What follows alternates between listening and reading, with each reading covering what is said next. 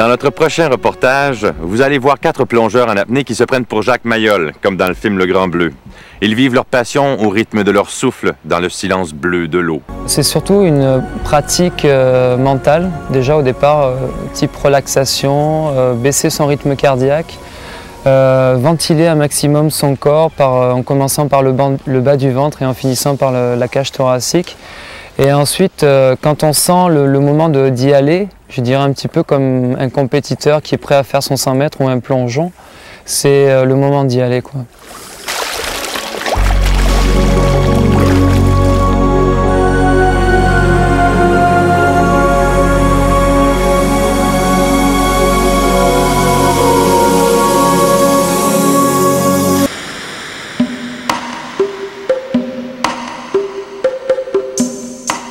Les premiers instants, c'est, je dirais, bon, on force pour descendre. C'est comme on va chercher quelque chose, je dirais qu'on rentre dans quelque chose qui est presque impénétrable.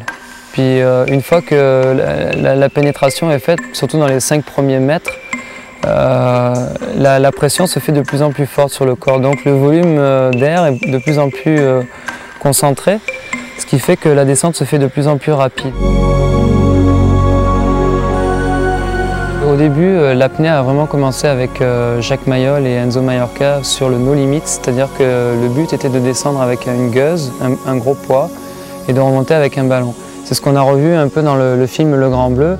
Et cette catégorie-là de record a été interdite, si vous voulez, par les fédérations. Et les fédérations ont jugé bon quand même de continuer dans la recherche des records, et a créé deux autres épreuves, qui est l'apnée en poids constant, comme on l'a fait aujourd'hui. C'est-à-dire la descente et la remontée se font à la force des palmes.